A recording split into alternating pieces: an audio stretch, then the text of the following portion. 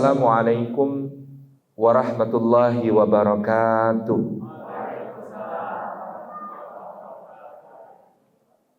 Alhamdulillahi haqqa hamdi, alhamdulillahi hamdan katsiran tayyiban mubarakan fi.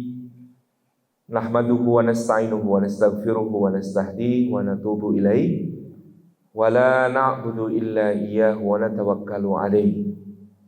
Allahumma fassalli wa sallim wa barik ala sayyidina wa habibina wa syafi'ina wa maulana Muhammad wa ala alihi wa ala ashabihi wa dhurriyyatihi wa man sara ala nahji wa sanna bi sunnati wa ihtada bi hadihi ila yaumi liqa'i rabbih, amma ba'd. Hadratul afadil, hadratul mukarramin, Ketua DKM Masjid Al-Aqsa yang dirahmati Allah, beserta seluruh jajaran pengurus DKM Masjid Al-Aqsa di Latinas, yang kita ta'limi para sesepuh, pinispuh, para tokoh masyarakat, para pimpinan berbagai tingkatan instansi pemerintahan, dan juga ormas. Seluruh hadirin hadirat, Bapak Ibu, ikhwan dan akhwat, adik-adik sekalian, rahimani wa rahimakumullah. Puji syukur kita aturkan kehadirat Allah Subhanahu wa taala atas limpahan karunia-Nya. Pada pagi yang cerah ini kita dihimpun di dalam rumah Allah. Mudah-mudahan setiap langkah yang kita tempuh, tiap tapaknya menggugurkan dosa-dosa kita, meninggikan derajat kita di sisi Allah Subhanahu wa taala, dan menjadi pemudah jalan kita semua menuju ke surga. Dan duduk kita semua semoga termasuk taman di antara taman-taman surga, sebagaimana sabda Rasulullah sallallahu alaihi wasallam, majtama'a qaumun fi baitin min buyutillah yatluna kitaballah wa yatadarasunahu bainahum illa ghasyyathumur rahmah wa hafathumul malaikah wa nazalat alaihimus sakinah wa dzakarahumullahu fi man 'indah. Rawahu Muslim wa sahih. Tidak berhimpun satu kaum di satu rumah di antara rumah-rumah Allah, di dalamnya mereka membaca ayat dari kitab Allah dan mengkaji isinya di antara mereka, melainkan keadaan mereka itu dicurah-curahi rahmat Allah, dinaungi sayap-sayap malaikat, diturunkan sakinah ke dalam hati mereka, dan disebut-sebut namanya dengan bangga pada makhluk-makhluk mulia yang ada di sisinya. Bapak Ibu hadirin hadirat yang dimuliakan oleh Allah Subhanahu wa taala, ketika aku dan kamu menjadi kita, maka yang pertama-tama kita meniatkan keluarga dan rumah tangga kita agar bernilai ibadah di sisi Allah Subhanahu wa taala. Dengan niat karena Allah, sebagai ibadah yang panjang. Kalau salat itu dari dari takbir sampai salam. Kalau puasa itu dari terbit fajar sampai terbenam matahari. Kalau zakat itu kalau sudah mencapai nisab dan dimiliki haul 1 tahun. Kalau haji atau umrah itu dimulai dengan mengambil miqat dan berihram, diakhiri dengan tahallul. Tetapi ibadah yang bernama pernikahan, rumah tangga dan keluarga dimulai sejak akad diucapkan sampai kelak masing-masing menghadap Allah Subhanahu wa ta'ala. Maka dia menjadi ibadah yang sangat panjang, ibadah yang terus menerus kita jaga di dalam kehidupan. Karena aku dan kamu sudah menjadi kita. Jadi memahami hakikat pernikahan sebagai ibadah ini penting, sebagaimana kita mengambil asma Allah Subhanahu wa taala sebagai yang mengikat di antara kita, yang menjadi prasyarat hubungan dari suami dan istri dan lahirnya anak-anaknya adalah asma Allah. Maka Allah itu adalah zat yang maha abadi, tiada awal dan tiada akhir.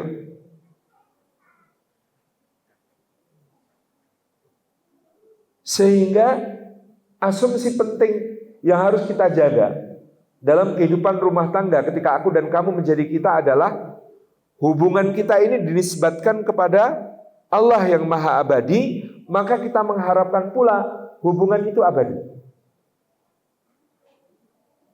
Maka ketika terjadi masalah, ketika terjadi persoalan, ketika terjadi konflik, ketika terjadi cekcok, ketika terjadi ketidaksepahaman, mungkin bahkan pertengkaran, maka setiap suami dan istri yang aku dan kamu telah menjadi kita harus paham bahwa masalah ini sementara, hubungan kita abadi. Masalah ini sementara. Yang namanya cekcok, konflik, perbedaan pendapat, pertengkaran, boleh jadi waktu bagian dari solusinya. Boleh jadi ilmu bagian dari solusinya. Boleh jadi kesempatan yang tepat untuk membicarakan menjadi bagian dari solusinya. Tapi semua masalah itu sementara. Sedangkan hubungan itu abadi. Ini yang dulu diingatkan Sayyidina Ammar bin Yasir radhiyallahu anhu ketika pada waktu itu terjadi perselisihan faham antara Sayyidina Ali bin Abi Thalib yang telah dibaiat menjadi khalifah menggantikan Sayyidina Utsman yang terbunuh secara zalim di Madinah, dengan ibunda kita Aisyah radhiyallahu anha yang bersama Sayyidina Talhah dan Sayyidina Zubair kemudian keluar dari Madinah dan berada di Basrah. Ketika akhirnya mereka harus berhadap-hadapan, Sayyidina Ali meminta mereka untuk mendengar dan taat kepada pemimpin yang telah disepakati, yaitu beliau. Sedangkan Talhah dan Zubair mengatakan kami tidak akan membaiat seorang khalifah pun sebelum urusan darah Utsman diselesaikan dan para pembunuhnya dikisos. Sayyidina Ali mengatakan, lalu siapa yang harus menyelesaikan urusan darah itu dan menegakkan kisos kalau belum ada pemimpin yang kalian akui?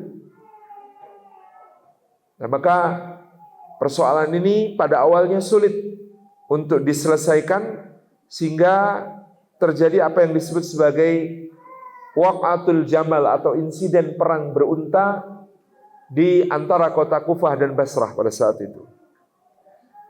Ketika kemudian konflik ini terjadi, di pihak Sayyidina Ali bin Abi Thalib radhiyallahu anhu ada orang-orang yang kemudian berbicara buruk tentang ibunda kita Aisyah radhiyallahu anha. Mengatakan, kenapa istri Rasulullah yang satu itu keluar dari rumahnya justru membuat kekacauan dengan memimpin perang. Sungguh tercela, begini dan begini, begitu dan begitu. Mereka berbicara.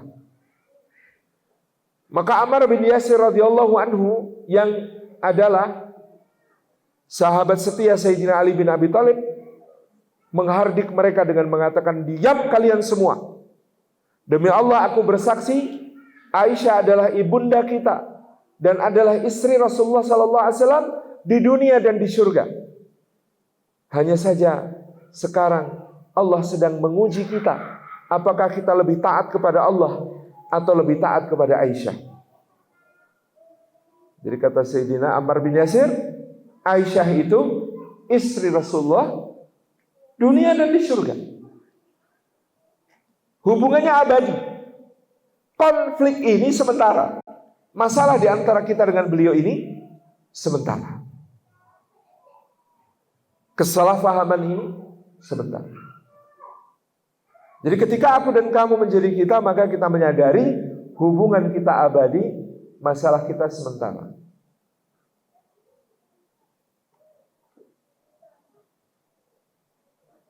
Sehingga ikatan ini diperkuat dengan doa-doa. Seperti dituntunkan oleh para ibadur Rahman, hamba-hamba Allah yang maha pengasih, di dalam suratul Furqan ayat yang ke-74. Doanya, Rabbana hablana min azwajina wa dzurriyyatina qurrata a'yuni waj'alna lil muttaqina imama. Rabbana, duhai Rabb kami, hablana, anugerahkanlah untuk kami, min azwajina, dari pasangan kami, wa dzurriyyatina, dan anak keturunan kami, qurrata a'yunin, mereka menjadi penyejuk mata bagi kami. Waj'alna, dan jadikanlah kami ya Allah, lil muttaqina, bagi orang-orang bertakwa, imaman, sebagai pemimpin. Doa ini doa yang istimewa dan menjadi penting bagi kita untuk melazimkannya, memohonkannya kepada Allah untuk pasangan kita dan anak-anak kita, supaya hubungan kita abadi meskipun ada masalah, supaya aku dan kamu menjadi kita sampai ke surga. Nah, di dalam doa ini, Rabbana, duha Rabb kami, hablana, anugerahkan untuk kami, min azwajina, dari pasangan kami, wa dzurriyyatina, dan anak keturunan kami, qurrata a'yun, jadikan mereka sebagai penyejuk mata kami.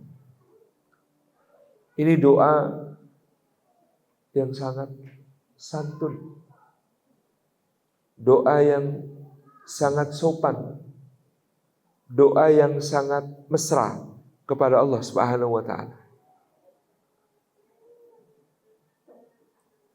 Karena menggunakan sifat Allah yang Wahhab, yang Maha Dermawan.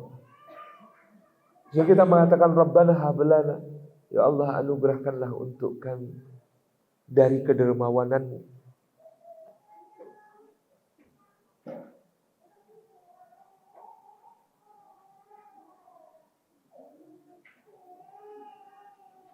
Pasangan kami dan anak keturunan kami menjadi qurratu a'yun,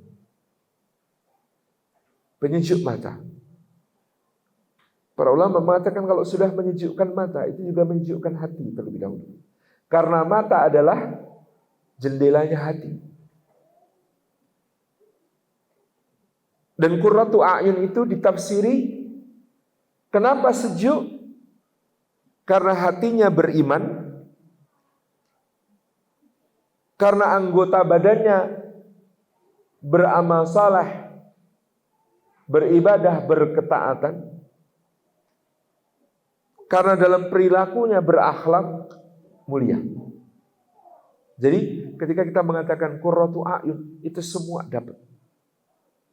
Hatinya, anggota badannya, perilakunya, semuanya menunjukkan mata. Dan qurratu a'yun itu lebih tinggi dari sekedar cinta. Dari hadis Nabi SAW, beliau mengatakan, dijadikan kecintaanku kepada dunia kalian itu pada dua perkara, yaitu pada keluarga dan wewangian. Jadi dari semua yang ada di dunia ini, Rasulullah itu mencintai dua perkara penting, keluarga dan wewangian. Wa ju'ilat qurratu aini fis salat, dan dijadikan qurratu a'yunku itu di dalam salat. Ketika menghadap Allah, ketika berbincang dengan Allah, itu qurratu a'yun. Maka kalau kita meminta kepada Allah agar kita dijadikan keluarga kita ini, pasangan kita, anak-anak kita sebagai qurratu a'yun, artinya dijadikan lebih tinggi dari sekedar cinta.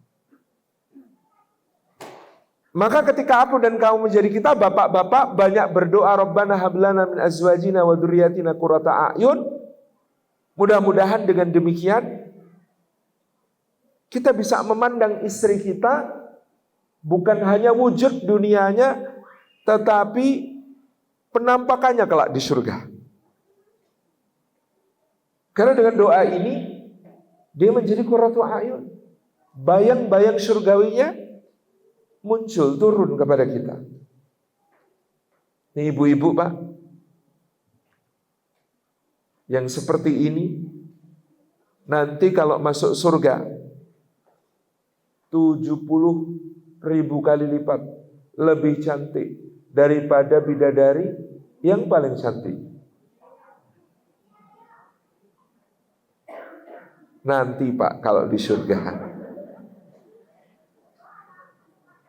Tapi kalau kita rajin membaca Rabbana hablana min azwajina wa dzurriyyatina qurrata a'yun, itu terasa. Sekarang hanya sedang menyamar dalam wujud dunianya ini. Sehingga dengan doa ini kita kemudian bisa menjaga diri kita dari ujian-ujiannya, godaan-godaan, berbagai hal yang kemudian ada di luar. Sebaliknya ibu-ibu juga dengan doa ini bisa melihat bapak. Ya, meskipun sekarang sedang acting menjengkelkan, acting nyebelin. Habis mandi anduknya ditaruh tempat tidur. Kalau ngambil baju di bagian bawah ditarik sehingga atasnya berantakan. Kalau naruh barang tidak di tempatnya sehingga nyarinya susah. Dan lain sebagainya. Acting nyebelin. Tapi ini bapak-bapak ini kalau ibu-ibu rajin berdoa Rabbana hablana min azwajina wa dzurriyyatina qurrata a'yun, maka nanti di surga dibangkitkan Allah dengan para setara Nabi Yusuf alaihissalam, dengan usia seperti usia Nabi Isa alaihissalam ketika diangkat ke langit, 33 tahun. Bapak-bapak ingat waktu usia 33 tahun kayak apa? Tapi parasnya setara Yusuf alaihissalam. Ini adalah Musnad Ahmad hadis ini. Jadi tabarakallah, ini akan menjadi penjaga yang mengokohkan kita, yang memperbaiki, saling memperbaiki di antara suami istri dengan doa-doa itu. Ketika aku dan kamu menjadi kita, jangan pernah melupakan untuk mendoakannya dengan Rabbana hablana min azwajina wa dzurriyyatina qurrata a'yun. Lebih-lebih bagian kedua doa ini, waj'alna lil muttaqina imama, dan jadikanlah kami ya Allah sebagai imamnya orang-orang bertakwa. Ini doa unik yang diajarkan kepada kita oleh Allah di dalam Al-Quran. Biasanya doa-doa itu sighatnya, bentuk kalimatnya itu kalimat tawadhu, Bu. Contoh, waj'alna minat tawabin, waj'alna minal mutatahhirin, waj'alna min ibadikas salihin, waj'alna min warathati jannatin na'im. Perhatikan kalimatnya. Waj'alna, dan jadikanlah kami minat tawabin, termasuk satu di antara banyak orang yang bertobat. Minal mutatahhirin, termasuk satu di antara banyak orang yang mensucikan diri, min ibadikas salihin, termasuk satu di antara banyak hamba-hambamu yang saleh. Biwarasati jannatin na'im, termasuk di antara banyak hamba-hambamu yang akan mewarisi surga naim. Kalimatnya semua, jadikan aku termasuk di antara banyak orang yang baik. Kenapa doa di surah Al-Furqan ayat 74 ini bukan berbunyi waja'alna minal muttaqin, dan jadikanlah kami termasuk banyak orang yang bertakwa. Ini doanya ambisius. Waja'alna lil muttaqina imama. Coba bayangkan. Tidak hanya mengatakan dan jadikanlah kami termasuk hamba-hambamu yang bertakwa, tapi dan jadikanlah kami pemimpinnya orang-orang bertakwa, imamnya orang-orang bertakwa. Istimewa doa ini. Menunjukkan bahwa dalam soal takwa kita memohon kepada Allah kedudukan yang paling tinggi. Dalam soal takwa kita meminta kepada Allah derajat yang paling mulia. Apalagi takwa itu ukuran kemuliaan di sisi Allah. Inna akramakum indallahi atqakum. Jadi ketika aku dan kamu menjadi kita, doanya bukan kaleng-kaleng. Doanya sampai level tertinggi, minta dijadikan pemimpinnya orang-orang bertakwa. Para mufassir mengatakan, maka doa ini seminimalnya adalah seluruh keluarga itu akan dijadikan bertakwa oleh Allah, lalu kepala keluarganya menjadi pemimpin mereka. Anak-anaknya ketika kena doa ini, nanti ketika memimpin keluarganya masing-masing juga menjadi pemimpin keluarga bertakwa. Istrinya ketika kena doa ini, maka dia menjadi pemimpin rumah tangga yang bertakwa. Semuanya menjadi pemimpin orang-orang bertakwa. Karena doa waj'alna lil muttaqina imama. Jadi ketika aku dan kamu menjadi kita tahu hubungan kita abadi. Masalah hanya sementara. Ketika aku dan kamu menjadi kita, maka kita menjaga hubungan kita dengan doa-doa. Di antara doa terbaik itu Rabbana hab lana min azwajina wa dzurriyyatina qurrata a'yun waj'alna lil muttaqina imama.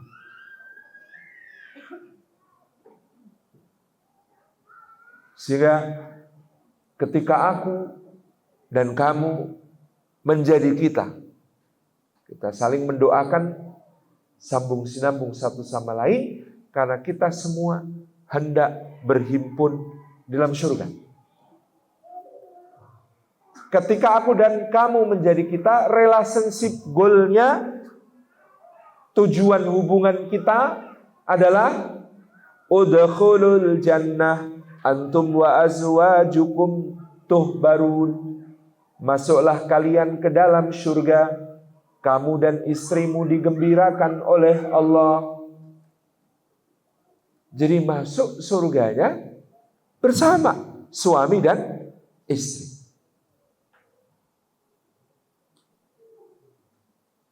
Ibu-ibu ada enggak yang pengen masuk surganya sendiri-sendiri aja? Saya pernah tuh dapat pertanyaan agak unik, Pak, di salah satu negara itu. Bukan di Indonesia.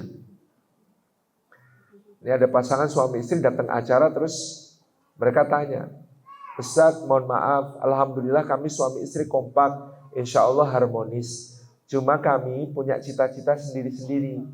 Maksudnya bagaimana, Bu? Suami saya nanti kalau masuk surga, dia cita-citanya istrinya bukan saya lagi, tapi yang lain. Dan saya nanti kalau masuk surga juga cita-citanya suami saya jangan yang sekarang ini, tapi yang lain aja. Saya speechless dengar pertanyaan begitu. Kok bisa ya? Maksud saya kita kan biasanya kalau kemudian betul-betul menjalani kebersamaan dengan baik, ya pengennya kan kumpul lagi di akhirat. Pengennya jatuh satu lagi di akhirat begitu. Ini apa? Saking bosennya apa gimana gitu? Saking jengkelnya apa bagaimana gitu kok? Pengen yang lain nanti di akhirat. Itu saya bingung juga jawabnya kan. Akhirnya saya jawab begini. Bapak, Ibu, mari kita fokus dulu pada ikhtiar kita untuk bisa sama-sama masuk surga. Nah, nanti kalau sudah kita ada di surga, kita musyawarahkan lagi baik-baik. Karena kalau masuk surganya aja masih tanda tanya. Masuk surganya aja belum ada jaminan, repot ini kalau sudah membicarakan pengen ganti pasangan nanti di surga ini gitu kan. Nah, secara umum seharusnya menurut Al-Quran Karim kita pasti ingin bareng. Udkhulul jannata antum wa azwajukum tuhbarun. Masuklah ke dalam surga kamu dan istrimu, kamu dan pasanganmu digembirakan oleh Allah Subhanahu wa taala dengan surganya. Dalam ayat lain kita menemukan family goals kita adalah Jannatu adni yadkhulunaha ma'a man salaha min abaihim wa azwajihim wa dzurriyyatihim. Surga Aden yang akan mereka masuki bersama dengan orang-orang saleh, orang-orang yang berbuat kebaikan dari bapak-bapak mereka ke atas. Istri-istri mereka dan juga anak keturunan mereka ke bawah. Berhimpun bersama-sama di dalam surga. Dalam sebuah hadis Nabi Shallallahu Alaihi Wasallam menyebutkan ada seorang hamba yang soleh yang sudah dimasukkan ke dalam surga. Kemudian hamba yang soleh ini bertanya kepada Rabbnya Jalla Jalaluhu, ya Allah, di manakah bapak ibuku, di manakah istriku, di manakah anak-anakku? Maka dijawab kepadanya, sesungguhnya amal-amal soleh mereka tidak seperti amal-amalmu, maka kedudukan mereka di akhirat tidak seperti kedudukanmu.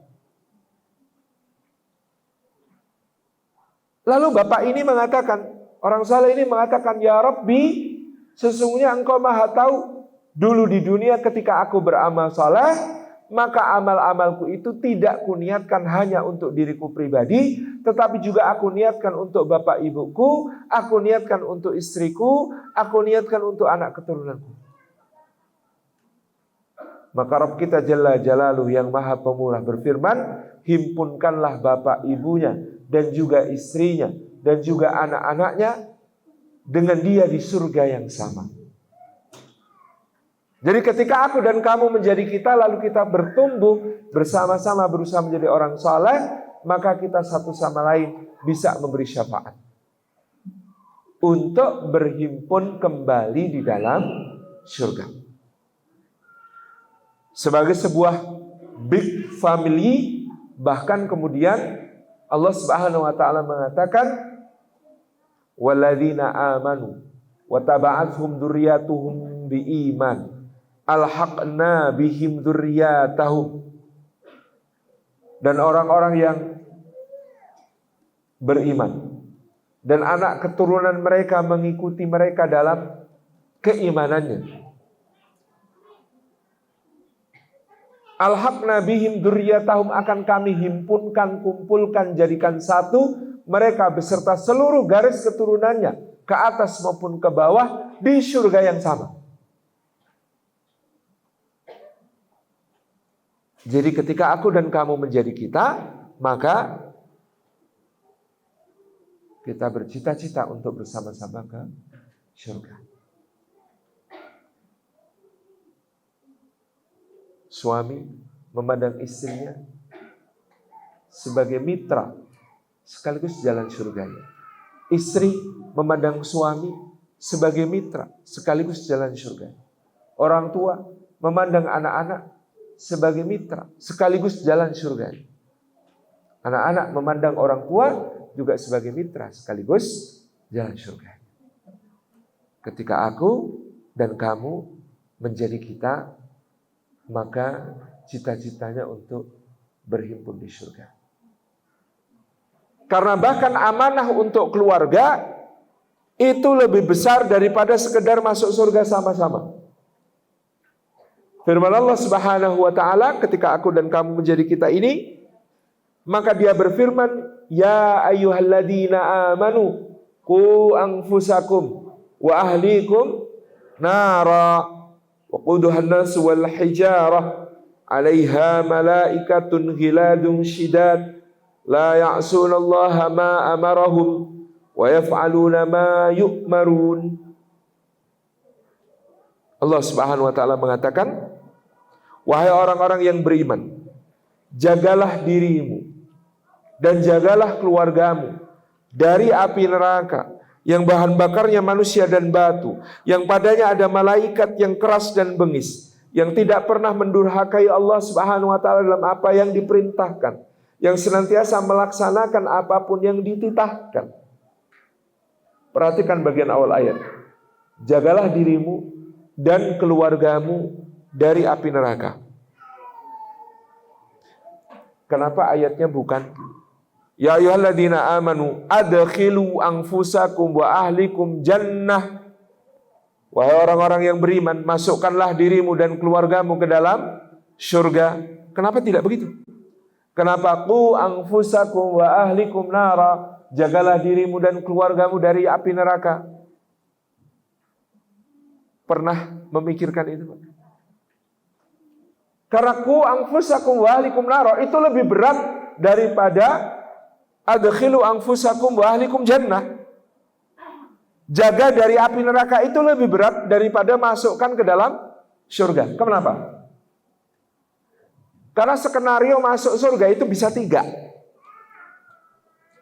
Masuk surga yang pertama, masuk surga tanpa hisab. Saking besarnya kebaikannya, kata Allah, sudah nggak usah diaudit, langsung masuk surga. Mudah-mudahan kita semua termasuk yang demikian. Yang kedua, masuk surga tapi dihisab dulu, diaudit dulu. Berapa banyak amal solehnya, berapa banyak amal maksiatnya, berapa besar pahalanya, berapa besar dosanya. Lalu didapati pahalanya jauh lebih berat, amal solehnya jauh lebih banyak. Maka orang ini juga langsung masuk surga. Karena hisabnya sukses. Skenario masuk surga yang ketiga adalah dihisab. Ketika diaudit oleh Allah, ternyata amal salahnya sedikit, maksiatnya banyak, pahalanya kecil, dosa-dosanya besar. Tetapi dia masih mukmin, dia beriman kepada Allah. Maka dia juga berhak masuk surga. Tapi sebelum masuk surga, dia harus disucikan terlebih dahulu di dalam neraka. Setelah tuntas keburukannya dibersihkan di dalam api neraka, baru kemudian diangkat naik ke surga. Ini juga masuk surga. Skenario masuk surga ada 3. Tapi begitu Allah berfirman, qu anfusakum wa ahlikum nara, jagalah dirimu dan keluargamu dari api neraka, maka skenario yang boleh diambil hanya yang pertama dan yang kedua. Tidak ada opsi ketiga untuk masuk surga dengan cara mampir transit di neraka dulu.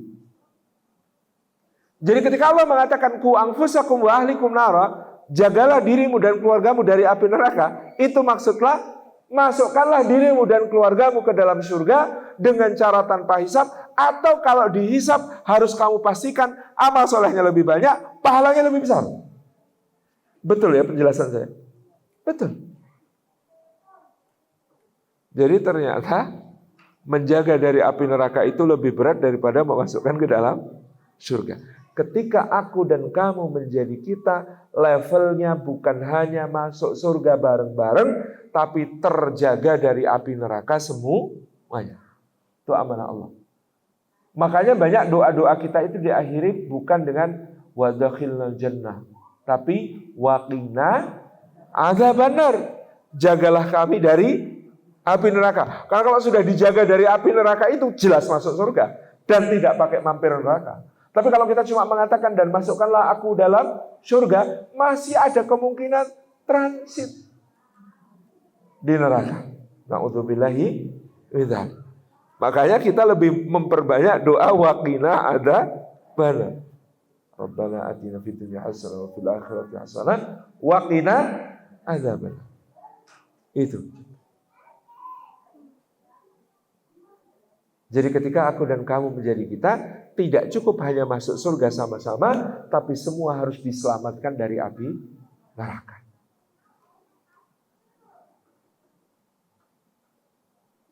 Kemudian ketika aku dan kamu menjadi kita, maka aku dan kamu adalah satu. Tentu masing-masing tetap sebuah pribadi. Maka di dalam Al-Quranul Karim Allah menggunakan metafora, perumpamaan sebagai pakaian.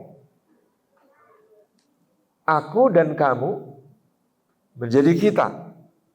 Maka Allah mengatakan hunna libasul lakum wa antum libasul lahun. Mereka adalah pakaian bagimu dan kamu adalah pakaian bagi mereka. Mari kita renungkan. Apa kegunaan pakaian? Ketika aku dan kamu menjadi kita, maka para istri adalah pakaian bagi para suami adalah pakaian bagi para istri. Apa pengertiannya? Satu, kegunaan pakaian untuk melindungi diri kita dari bahaya-bahaya yang datang dari luar. Gigitan serangga, binatang-binatang berbisa, panas, hujan, duri, ranting, angin keras, macam-macam. Cuaca.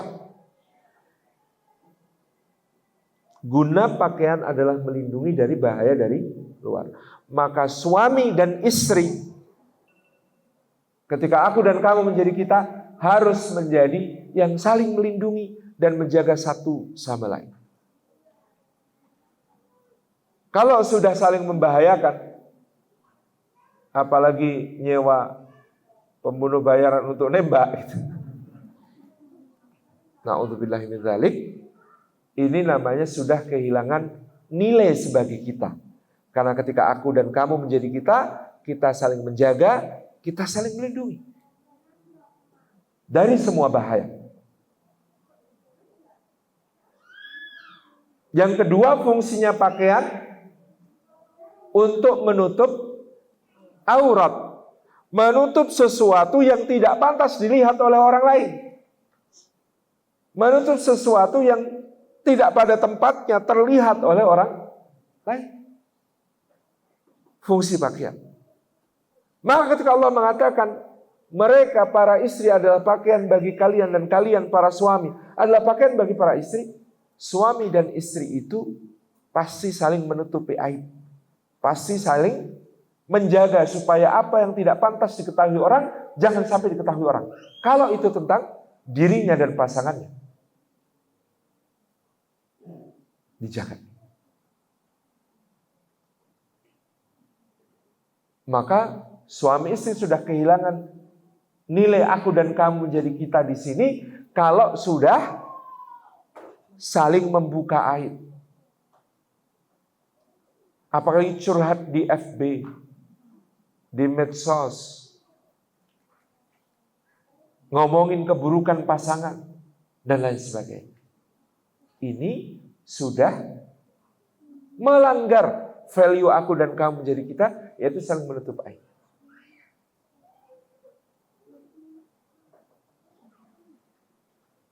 Yang ketiga, fungsi pakaian memperindah, mempercantik, menjadi perhiasan. Maka suami dan istri juga harus saling memperindah, saling mempercantik, saling membaguskan satu sama lain. Kehilangan value ini kalau sudah saling menjelekkan. menjatuhkan, apalagi di depan umum. Maka ketika Rasulullah SAW bersabda, sesungguhnya perempuan diciptakan Allah dari tulang rusuk sebelah kiri. Dan tulang rusuk yang sebelah kiri itu tulang rusuk yang bengkok. Kalau kalian paksa untuk meluruskan, dia akan patah. Kalau kalian biarkan dia bengkok, maka dia akan tetap bengkok. Masalahnya bapak-bapak yang dikatakan Nabi SAW. Terus bagaimana? Meluruskan tanpa mematahkan itu bagaimana? Rasulullah SAW memberikan contoh yang sangat indah dalam satu peristiwa yang sangat terkenal, dicatat dalam banyak kitab hadis. Suatu hari datang tamu kepada Rasulullah SAW. Maka beliau SAW menemui para tamu itu di rumah ibunda kita Aisyah radhiyallahu anha. Rasulullah berbincang-bincang dengan mereka. Maka salah satu istri Nabi SAW yang lain, ya mungkin karena juga usianya lebih matang, lebih dewasa, lebih berpengalaman, lebih peka. Lihat tamu dari tadi ngobrol sama Rasulullah SAW, kok tidak disuguh apa-apa. Maka Ummu Salamah gercep nyiapkan makanan, hidangan, ditaruh di piring besar. Dia panggil jariyahnya, antar ini kepada Rasulullah SAW dan para tamunya itu. Maka jariyah ini kemudian mengantar makanan ini kepada Rasulullah SAW dan para tamunya yang sedang berbincang-bincang. Hidangan diletakkan, Rasulullah tersenyum, mengucapkan terima kasih pada jariyah itu, mengucapkan titipan terima kasih kepada Ummu Salamah, mendoakan kebaikan untuk Ummu Salamah radhiyallahu anha. Tamu-tamu lalu dipersilahkan makan. Tafadhalu, kulu, silakan, monggo makan. Pada saat tamu-tamu itu mengulurkan tangannya untuk mencomot makanan dari dalam piring itu, tuan rumah, nyonya rumah yang tamu-tamu berada di situ merasa kedaulatannya dilanggar. Ibunda kita Aisyah keluar bersungut-sungut dari dalam biliknya, merasa ini rumahku, tamu-tamu ini bertamu kepada Rasulullah di dalam rumahku. Siapa yang memberi izin kepada orang lain untuk menyuguhkan hidangan kepada mereka? Sangat manusiawi. Loh, ini rumahku, tamuku, kok yang nyuguh orang? Sudah begitu, tadi Aisyah dengar bagaimana Rasulullah memuji dan mendoakan Ummu Salamah yang ngasih hidangan. Cemburu, marah, brak mendekat, tamunya belum sempat mencomot baru akan, piringnya oleh ibunda kita Aisyah dipukul dari tangan Rasulullah yang sedang begini menawarkan pada tamu itu, piring itu dipukul dari bawah, blak, piring terbang di udara beberapa saat sebelum jatuh ke lantai, pecah berantakan, hidangan berhamburan. Kalau saya jadi tamu pasti saya juga shock. Perang. Pertanyaannya, apa reaksi Rasulullah SAW? Istrinya banting dan mecahin piring di depan tamu, piringnya berisi hidangan yang baru akan dinikmati tamu. Bapak-bapak kalau kayak begini, bisa nggak tertahankan malunya kan Pak? Nalurinya untuk menyelamatkan kehormatan diri pribadi, biasanya kemudian akan berdiri berkaca pinggang terus marah-marah kan? Apa kamu? Wanita nggak tahu diri, makan baru mau dimakan dibanting. Bukannya dibikinkan orang nggak tahu terima kasih, mungkin akan ngomong begitu. Tetapi Nabi SAW tahu ibunda kita Aisyah marah karena cemburu itu karena cinta. Maka Nabi SAW nahan diri. Kalau Rasulullah berdiri berkaca pinggang marah-marah, itu namanya mematahkan. Pasti patah, pasti sakit. Karena Rasulullah diam, nahan. Ibunda kita Aisyah masuk ke dalam rumah, masuk ke dalam bilik lagi. Apa yang dilakukan Rasulullah SAW? Sesuatu yang solutif. turun ke bawah, ngambilin pecahan-pecahan piring disatuin lagi, hidangan yang berhamburan dipungutin, yang kotor dibersihkan dengan ujung baju, taruh lagi di atas pecahan piring, lalu ngomong sama tamunya seolah tidak terjadi apa-apa, kulu wal afu gharat ummukum. Monggo silahkan dimakan, mohon maaf ya, ibu kalian tadi cemburu aja kok. Faktual, nggak ada yang dibohongkan di situ. Benar, Aisyah cuma cemburu. Kulu wal afu gharat ummukum. Silahkan, monggo dimakan. Ibu kalian tadi sedang cemburu. Ya meskipun kalau saya jadi tamunya aja, gimana gitu. Tapi itulah contoh Rasulullah untuk tidak mematahkan hatinya istri. Untuk tidak kemudian egois menunjukkan aku nggak salah, yang salah itu istriku. Semua ditanggung bersama. Rasulullah merasa mungkin aku tadi juga andil salah.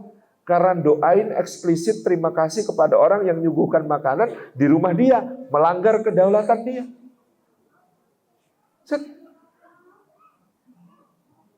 Harga diri istri adalah harga diri suami.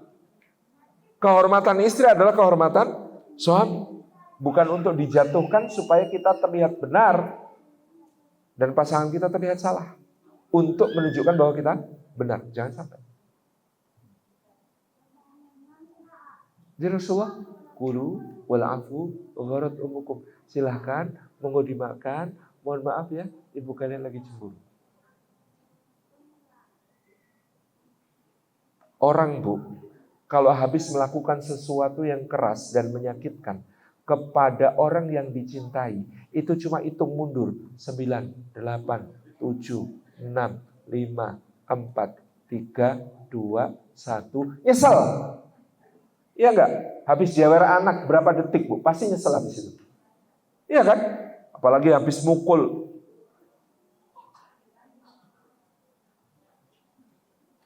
Itu pasti nyesel. Dalam beberapa detik. Cuman persoalannya ada yang kalau nyesel ngaku, ada yang kalau nyesel gengsi. Yang jujur itu yang benar.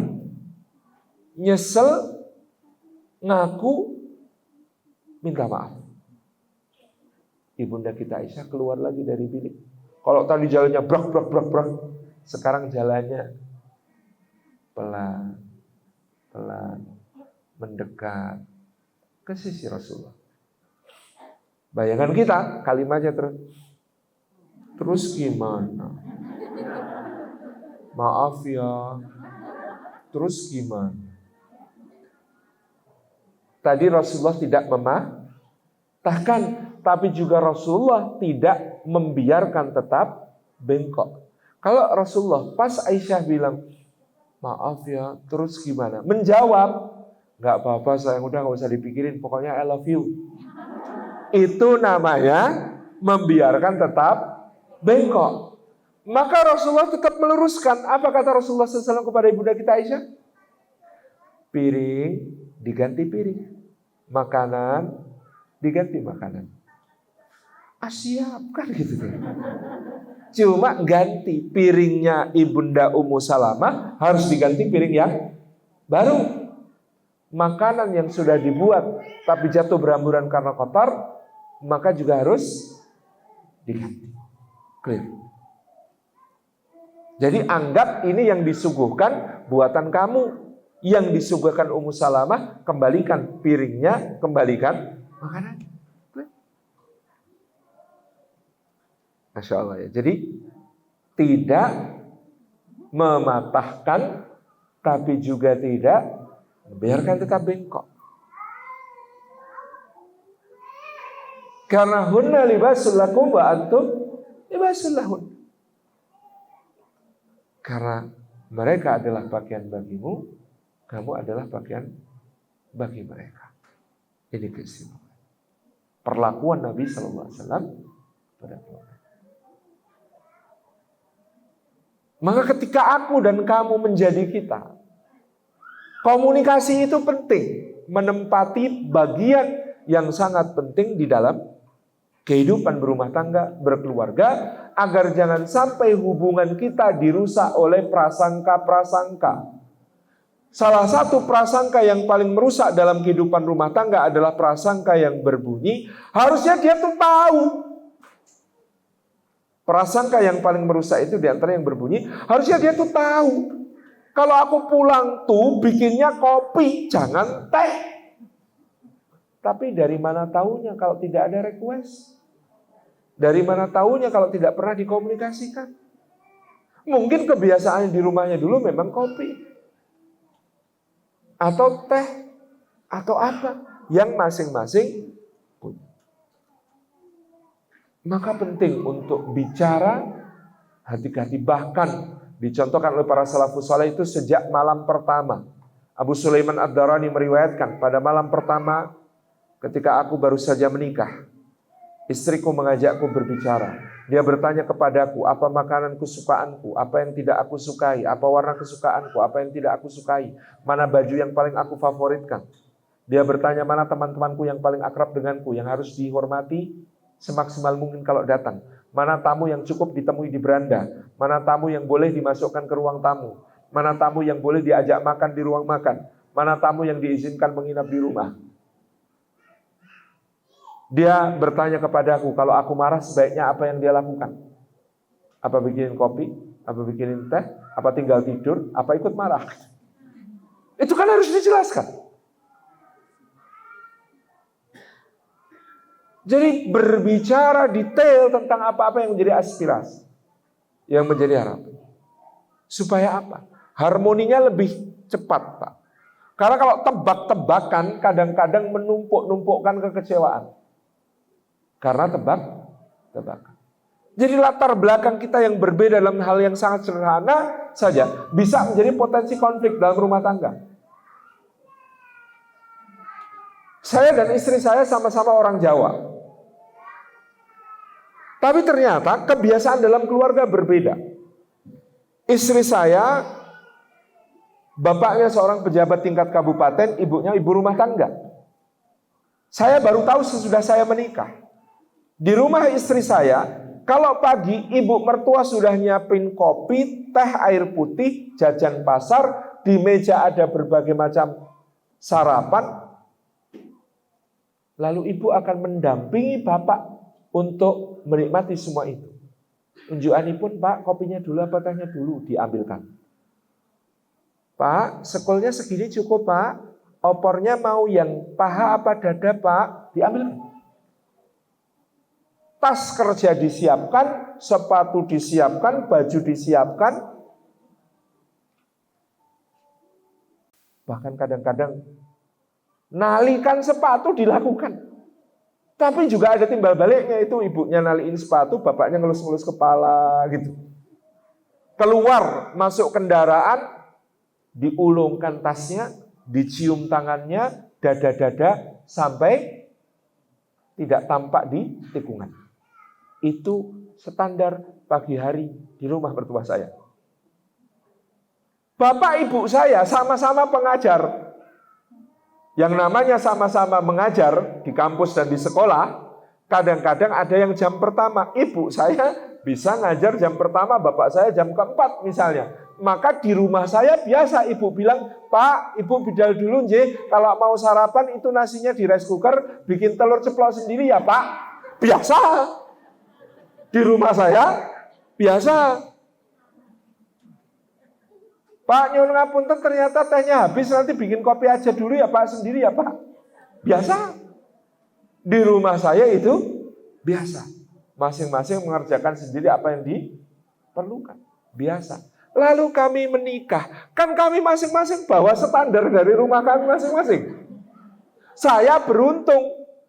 Karena istri saya punya standar yang seperti tadi saya ceritakan, saya punya standar yang no problem. Coba kalau keadaannya terbalik, suaminya berasal dari keluarga kayak istri saya, istrinya berasal dari keluarga kayak keluarga saya. Ekspektasinya bisa bikin kecewa, betul nggak? Betul. Wong ini yang saya harusnya bersyukur aja kadang-kadang dibentak. Mau bikin kopi sendiri. Istri saya tanya, Abah mau ngapain? Bikin kopi. Kenapa nggak bilang, duduk sana, biar aku yang bikinin. Loh, salah loh bikin sendiri itu. Coba bayangkan. Jadi yang seperti ini ternyata perlu dikomunikasikan, dibicarakan. Maka gelenak-gelenik itu ternyata penting. Saya akad nikah itu pertemuan keempat dengan istri. Artinya nggak kenal banget. Dan belum pernah gelenak-gelenik ngobrol berdua sebelum nikah itu nggak pernah. Maka ketika menikah itu harus latihan yang namanya gelenak-gelenik itu. Ibu bisa nggak? Bapak-bapak bisa nggak gelenak-gelenik sama ibu? Itu jadi perlu latihan. Dan latihannya itu ternyata gini, Pak. Kadang-kadang nyon sewu naik motor berdua boncengan atau naik mobil, bapak nyetir, ibu di samping. Tujuannya kemana? Nggak jelas. Yang penting bisa ngobrol. Temanya apa? Nggak jelas. Yang penting latihan gelenak-gelenik. Supaya lebih saling mengenal, supaya kemudian bisa terbuka untuk menyampaikan apa aspirasi, apa keinginan, apa harapan, apa tentang dirinya yang perlu diketahui oleh pasangan, dan lain sebagainya. Itu penting. Ketika aku dan kamu menjadi kita, komunikasi itu penting. Saling bicara itu penting.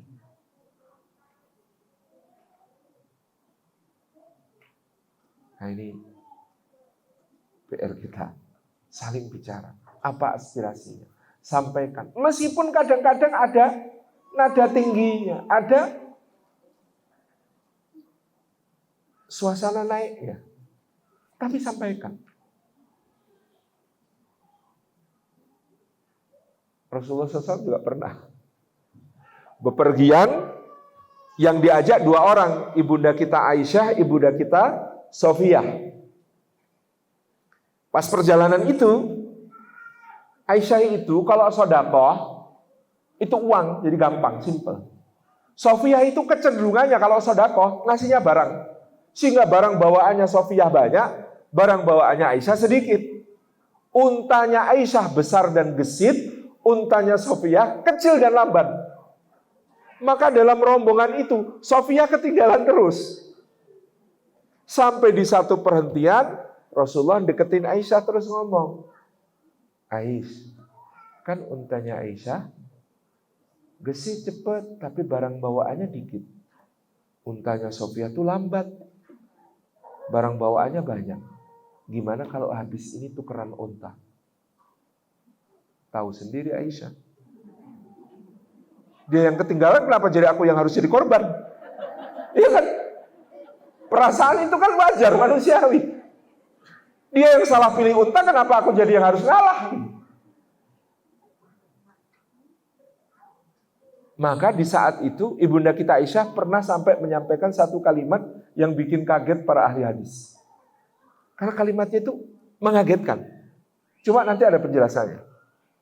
Aisyah itu mengatakan, bahasa kita kalau diterjemahkan, kamu tuh nabi bukan sih? Pernah ditanya, kamu tuh ketua takmir bukan sih? Gitu. Kamu tuh nabi bukan sih? Pertanyaan. Meragukan kenabian Rasulullah SAW itu, kalau iktimat dihukumi kafir. Ya kan? Meragukan kenabian Rasulullah itu, dihukumi kafir. Pertanyaan Aisyah ini bukan meragukan. Kamu tuh nabi bukan sih? Itu bukan meragukan kenabian suaminya. Itu kalimat istri yang marah. Jadi kalau bapak-bapak dengar kalimatnya istri seperti ini, atau ya tidak separah ini mungkin, itu bukan kalimat faktual, itu kalimat marah. Kalimat marah itu ringkasan. Kalimat aslinya bunyinya, aku tuh tahu kamu tuh nabi, tapi kenapa hari ini aku gak merasakan keadilanmu sebagai seorang nabi? Kenapa aku harus berkorban terus? Kenapa aku yang harus ngalah terus? Ya itu sih baik, cuman kan aku ngerasa gitu. Itu kalau buat marah kepanjangan, maka menjadi kalimat kamu tuh nabi bukan sih? Gitu. Nah, ini penjelasan para ulama. Ini bukan meragukan kenabian suami. Ini ada triknya Rasulullah. Jawabnya gimana Pak kalau istri sampai ngomong begitu? Rasulullah pintar. Dibalik. Kalau menurut kamu? Iya tahu. Nah, ketika Aisyah bentak-bentak Rasulullah ini, Abu Bakar melihat. Ini prinsip supaya konflik dalam rumah tangga cepat reda. Menantu dibela sama mertua. Jadi kalau bisa, kalau ada masalah suami istri, mertua bantuin menantu, jangan bantuin anak sendiri. Kalau bantuin anak sendiri, masalah makin panjang. Tapi kalau mertua bantuin menantu, masalah cepat selesai.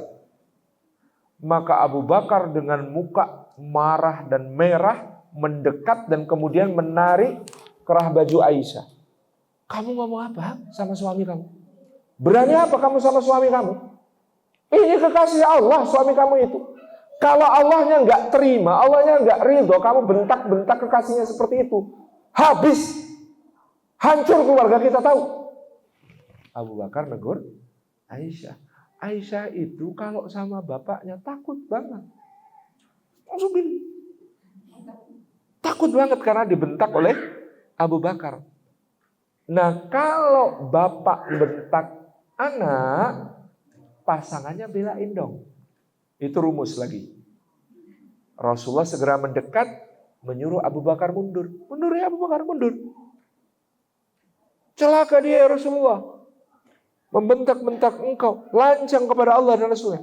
Tenang, ini cuma urusan suami istri. Tidak antara aku dan dia. Kamu gak ikut-ikut. Mundur Abu Bakar. Abu Bakar mundur. Aisyah masih sesenggukan takut sama bapaknya. Dipeluk sama Rasulullah SAW kemudian mengatakan, tuh kan siapa yang belain kamu? Kata Aisyah, iya. Terus jadi ya tukeran onta. Masih tetap temanya. Akhirnya ibunda kita Aisyah ridho dengan itu dan mengatakan, ya udah. Coba bayangkan, komunikasi itu memang ada resiko, agak naik tensi. Tetapi dengan komunikasi kita akan tahu duduk yang sebenarnya, persoalan yang sebenarnya, dan itu perlu dilatih tadi. Makanya ketika aku dan kamu menjadi kita itu harus ada me time, couple time, family time, social time. Me time. Ibu-ibu perlu me time.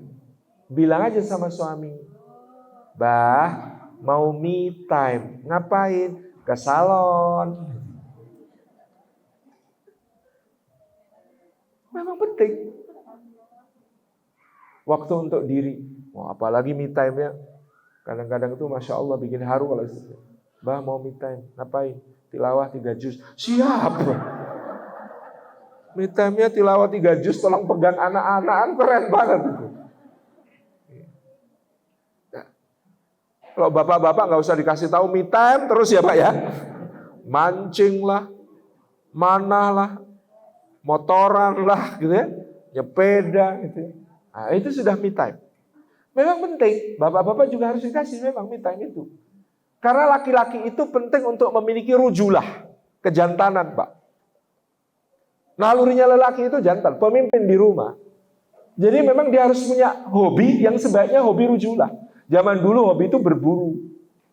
Sekarang diganti mancing. Zaman tuh dulu tuh hobi itu berkuda kan itu gagah laki-laki. Sekarang diganti moge kan itu. Sama sebenarnya itu memang diperlukan lelaki untuk menjadi seorang pemimpin di rumah yang jiwanya benar-benar jiwa lelaki. Ya memang sesekali biarkan me time. Untung sekarang ya, bukan minum khamr kok, cuma ngopi. Ya itu. Rujulah. Ini kejantanan. Penting. Me time. Tapi harus ada couple time, waktu untuk berdua. Tidak harus mahal. Candlelight dinner di restoran bintang 5, chefnya Michelin bintang 3+++. Enggak harus. Yang penting memang untuk berdua. Tadi naik motor berdua boncengan, naik mobil nggak tentu arah.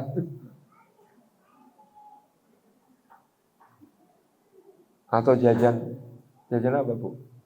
Kerak telur berdua.